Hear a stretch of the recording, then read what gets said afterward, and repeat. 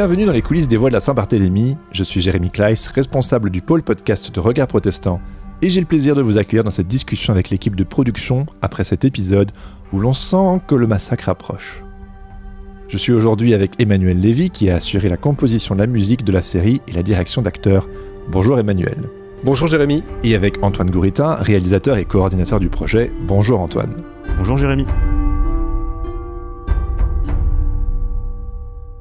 Emmanuel, on a évoqué tes multiples casquettes dans l'épisode précédent.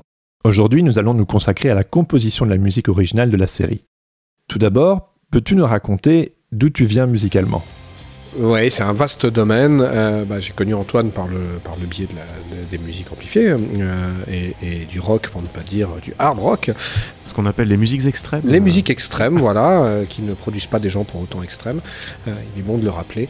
Donc on s'est connus par ce biais-là il y a très longtemps et on avait fait du coup, je crois, comme j'étais chanteur, guitariste et que les projets dans lesquels je m'illustrais avaient un aspect un peu théâtral déjà. Antoine était venu me chercher effectivement pour faire de la voix off.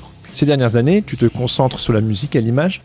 Je suis passé des musiques amplifiées, des musiques live, de l'enregistrement d'albums, même si je continue, à la musique à l'image et l'illustration sonore, qui m'a intéressé. Alors j'ai commencé à vraiment me spécialiser là-dedans vers 2011-2012, même si j'avais fait quelques petits projets, des illustrations de courts-métrages, des musiques originales, mais j'ai toujours eu cet intérêt fort pour ça, pour de la musique qu'on pourrait dire immersive aussi.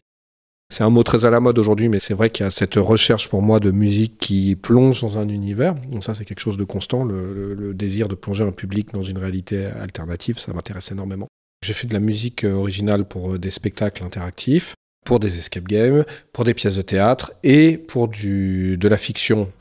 À partir de 2019, je me suis spécialisé dans la musique à l'image, notamment grâce à la sortie d'un film qui s'appelle Nouvelle Saveur, qui est un court-métrage de fiction de genre qui se passe dans l'univers de la haute cuisine, réalisé par Meryl Roche, qu'on retrouve d'ailleurs vocalement dans ce projet. Le monde est petit. Non, chef, c'est... Et vous voulez garder ça pour vous. Ça, c'est parfait. Et ce projet m'a permis d'être lauréat compositeur de la maison du film. Ça m'a fait accéder à une résidence et puis j'ai multiplié des projets, différents projets dans ce domaine depuis. Et je continue. Plutôt quel genre de film alors ?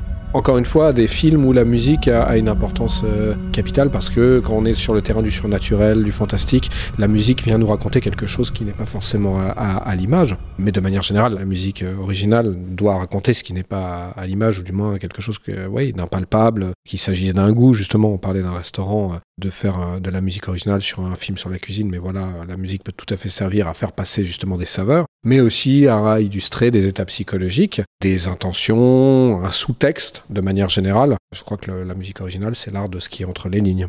Antoine, ce n'est pas de la musique à l'image au sens propre, puisque c'est de l'audio uniquement. Mais l'idée, c'était d'avoir une bande-son un peu comme au cinéma ? Oui, c'est exactement ça. Le but du projet, c'était d'être vraiment entre le livre audio, le true crime, un peu, j'allais dire à la mode, mais c'est un peu le cas. Documentaire criminel, docu-fiction, toutes ces choses-là.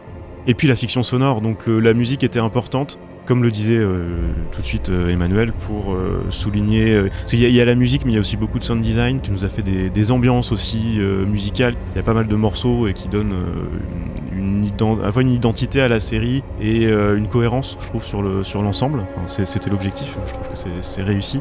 On est dans un récit historique, c'est la voix de Jérémy, c'est lui qui nous raconte à la fois ses recherches et ce qu'il a retrouvé et ce qu'il a pu reconstituer. Mais on est dans quelque chose, toujours avec ce curseur entre la musique de divertissement, de trucs criminels, en gardant un petit peu les codes de toutes ces choses-là. Et puis on est quand même dans quelque chose de sérieux sur la façon de raconter. C'est une bande-son, presque une bande-son de film. C'est un peu comme ça que tu l'as approché aussi, Emmanuel, je pense. Oui, tout à fait. C'est exactement dans cette optique-là que je l'ai approché. Juste pour rappel, c'est vrai que je suis parti d'une génération de quarantenaires passés maintenant, qui a grandi quand même beaucoup en écoutant des radiophonies, ou sous forme de vinyle, puisqu'à l'époque, c'est une époque où, ça peut paraître un peu lointain tout ça ce que je dis, mais je m'éloigne pas du sujet, mais on avait beaucoup l'habitude de consommer des histoires sous forme audio, peut-être plus qu'aujourd'hui. C'était formidable parce que le vinyle qui racontait l'histoire de tel ou tel long métrage, je pense aux grands films de la pop culture des années 80, les Star Wars et autres. Ici commence l'histoire d'une longue lutte qui opposa dans une galaxie lointaine les forces rebelles de l'Alliance au terrible empire galactique. Et bah, quelque part, je les ai écoutés, réécoutés et réécoutés avec des grandes voix du doublage français qui faisaient les personnages, et la musique originale, et pas l'image. Juste le livret qu'on pouvait compulser, où on tournait la page parce qu'on entendait un petit bip à la fin. Mais ça, je crois que ça a été assez formateur. Et que j'ai gardé ça jusqu'à aujourd'hui. Et ce luxe de pouvoir se repasser un film ou une histoire uniquement par l'audio, je trouve que c'est aussi une très grande liberté, sans avoir besoin de se mettre devant un écran de télévision ou d'aller au cinéma pour être spectateur de quelque chose. Et c'est très stimulant pour l'imagination. C'est bien que tu en parles parce qu'on entend beaucoup dans le monde du podcast que la fiction sonore ou les choses comme ça qui reviennent peut-être un peu plus à la mode aujourd'hui. Encore, ce serait à nuancer, je pense, mais c'est en tout cas ce qu'on entend. On entend, ouais, c'est Netflix dans vos oreilles et tout. Oui, mais en fait, c'est les radiophonies, comme tu disais. La fiction à la radio, c'est très vieux. Moi, j'avais aussi ça en tête en approchant le projet parce que on entend beaucoup, notamment dans les choses immersives. On en parlera la semaine prochaine avec Franck sur le montage et sur le mixage. Mais on entend beaucoup de choses en son 3D, et c'est génial. Et moi, je m'intéresse beaucoup à ça et on fait beaucoup de choses super. Et moi aussi. Mais dans une histoire comme ça, des fois, je me dis, j'ai réécouté il y a pas si longtemps un conte de Monte Cristo de Radio France des années 50 ou 60. Une bonne stéréo, bien joué, une bonne musique. Et bah ça marche. Moi, ça me fait penser aussi à Orson Welles, c'est l'adaptation de La Guerre des Mondes et de Dracula, qui est peut-être le premier CD audio que j'ai eu. C'était l'adaptation de Dracula, lu par Orson Welles avec les bruitages, en plus réalisé à la main à l'époque. I am Dracula. Je trouve ça extraordinaire, c'est le pouvoir de la suggestion, de l'imagination. Et en plus, on est sur le terrain historique. Quelque part, ne pas avoir d'image aussi laisse encore plus le champ libre, à la fois une vision universelle de ce qu'a pu être cette période, et puis se faire une image mentale par le biais du son de ce qu'est cette époque, de ce qu'est cette réalité historique tragique qui est dépeinte. Bien sûr, ce n'est pas une tentative de reconstitution de musique du XVIe siècle. Et même si, Antoine le disait, vous vous êtes inspiré des codes du true crime contemporain, il ne fallait pas non plus rentrer trop dans les clichés. Emmanuel, comment as-tu approché la composition ? Alors déjà, pour revenir, parce que c'est vrai que j'ai été un peu évasif sur ma présentation en tant que compositeur, mais quand je travaille à l'image, à l'exception de certains projets où j'ai pu aller dans des studios tiers pour enregistrer des instrumentistes, mais souvent je travaille dans mon propre studio et je travaille beaucoup avec les outils qui sont à disposition aujourd'hui, qui sont des outils numériques qui nous permettent de créer de la musique en parfaite autonomie, de jouer toutes sortes d'instruments, y compris des instruments anciens, je pense au luth par exemple. Donc déjà c'est un travail d'instrumentation où il n'y a pas d'enregistrement, les instruments sont joués tous au clavier, y compris lorsqu'on joue du luth et autres, ce sont des instruments dits virtuels, donc ça c'est quand même, je le reconnais avec honnêteté et transparence. Par ailleurs, je crois que des contraintes aussi naissent l'identité musicale, c'est-à-dire que je ne suis pas un compositeur de musique du XVIe siècle, je fais beaucoup de musique à l'image donc pour des projets qui peuvent être dits de genre, où le côté impressionniste, le ressenti, le frissonnement, aussi jouer sur les tensions, les montées, où la musique accompagne vraiment la dynamique de l'action à l'image. Donc j'ai travaillé de façon assez instinctive, sans dire que j'ai fait n'importe quoi, mais n'étant pas compositeur de la musique de la Renaissance, comment moi, avec le bagage musical qui est le mien et qui est plutôt contemporain, je vais aborder cette question. Donc il a fallu faire des choix d'instruments, tout simplement, définir une palette, et une palette qu'on retrouve quand même à l'échelle de toute la série. On va dire que les trois grandes familles musicales qui permettent un peu de tendre vers le XVIe siècle sont le luth, évidemment. Les grandes orgues, parce que à titre personnel, d'abord j'aime beaucoup ça, c'est mes premières émotions musicales, c'est vraiment d'écouter des grandes orgues, je pense à Bach et la toccata évidemment. Je l'ai déjà utilisé en plus sur d'autres projets, mais c'est un instrument qui touche un peu à l'âme, qui est intéressant d'introduire quand on veut donner un souffle presque mystique et spirituel à quelque chose. Les grandes orgues et puis les voix féminines aussi. Donc ça, ce sont les trois éléments qu'on va retrouver un peu tout au long de la musique originale et qui donnent l'historicité, la religiosité. Je ne sais pas si le mot religiosité existe, je pense que oui. En tout cas, qui donne le caractère religieux, parce que voilà, c'est ce qui touche au sujet. Après, pour le reste, je ne me suis pas du tout interdit l'utilisation de textures électroniques, de rythmique électronique. Je me sentirais assez influencé par le jeu vidéo, par exemple. Sur certains passages qui relèvent plus du tapis documentaire, j'ai essayé d'approcher de ce qu'on peut entendre par exemple dans des Assassin's Creed. Cette approche très intéressante où on fait de l'historique mais avec quand même une approche moderne qui crée de la tension, qui donne un caractère aussi un peu moderne, et que ça sonne pas Thierry Lafronde, tout simplement. Est-ce que tu peux nous parler de la création du thème du générique ? La première fois que je l'ai écouté, j'ai trouvé ça très impressionnant, très très beau aussi. On y retrouve notamment les 3 éléments dont tu nous as parlé. Alors on retrouve les 3 éléments. Comme je l'ai dit, en fait ce thème, je travaille souvent comme ça. J'aime bien. Alors est-ce que c'est le fait d'avoir été un auditeur de John Williams et de Star Wars où on a des thèmes qui sont rattachés à des personnages, à des grandes thématiques, à des grands sujets qu'on retrouve et qui permettent de se situer dans les histoires. Donc ce thème est un peu le fil conducteur au milieu des différentes pistes qu'on va retrouver. J'ai travaillé alors à la fois en essayant je pense qu'il y a vraiment une notion de menace un petit peu dans ce thème. Il y a quelques mouvements de violoncelle qui amènent le thème chanté par des voix qui est plus religieux. Un côté suspense.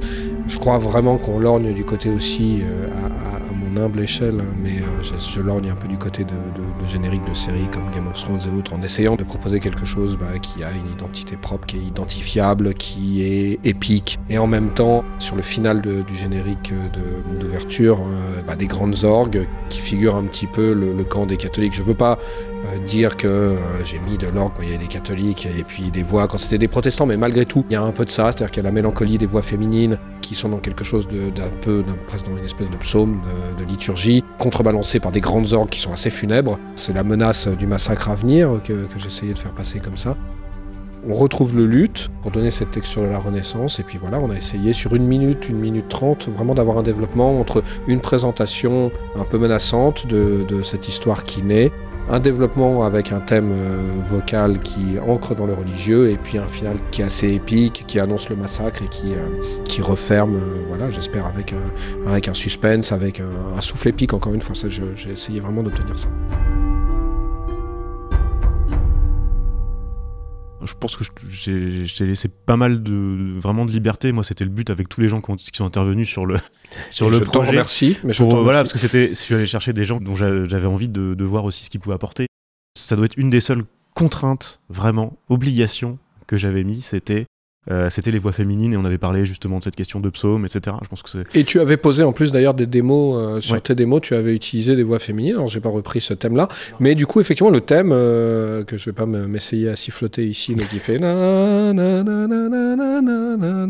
quelque chose comme ça, est décliné tout au long de la série et revient, c'est vraiment, pour moi c'est ce qui est chanté par ces voix féminines, ce chœur féminin revient, et le thème de la série à proprement parler.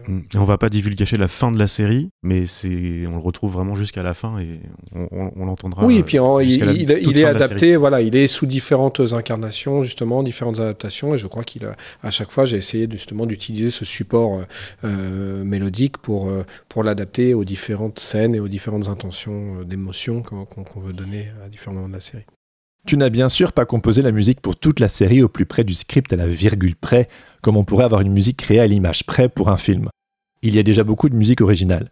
L'idée, c'était de fournir une boîte à outils aux monteurs et aux sound designers ? Oui, totalement. Donc il y a eu... j'avais établi avec Antoine, on avait établi un listing sur le script, et puis Antoine avait déjà établi un listing sur le script. Après, je crois que j'ai débordé un peu parce que j'avais envie de fournir justement de la matière. Par exemple, pour parler du thème qu'on évoquait, on proposait différentes déclinaisons pour qu'il puisse réapparaître de façon parfois plus subtile, en arrière-plan dans une taverne, jouer au luth seul par exemple. Toujours à des fins de cohérence, mais effectivement, moi j'ai livré, alors je crois qu'il y a 9 pistes pour un total de 25 minutes de musique originale, peut-être un peu plus, je sais plus. C'est une matière après que je confie au montage qui doit faire sa vie et qui doit être utilisée à bon escient dans la série. Mais effectivement, la musique a précédé l'enregistrement des voix et le montage évidemment. Ce qui permet aussi un acte créatif pour ceux qui vont mixer, monter la série et qui pourront utiliser différentes portions. Donc volontairement, il y en a un petit peu plus aussi pour pouvoir faire face à toutes les situations. Et peut-être que le choix de certaines portions... ou le non-choix et le fait de ne pas utiliser certaines choses permettent d'obtenir le meilleur, faire les meilleurs choix artistiques possibles. Et d'ailleurs, dans le jargon, je crois qu'on ne dit même pas une boîte à outils, on dit une bible. C'est vrai, c'est une bible musicale. Voilà, c'est toi qui as écrit la bible musicale du projet. Alors je sais pas, je l'ai composée. Merci à tous les deux pour ces éclairages. On se retrouve la semaine prochaine pour évoquer le montage et la mise en son après l'écoute du prochain épisode des Voix de la Saint-Barthélemy, un podcast du Musée protestant et Regard protestant.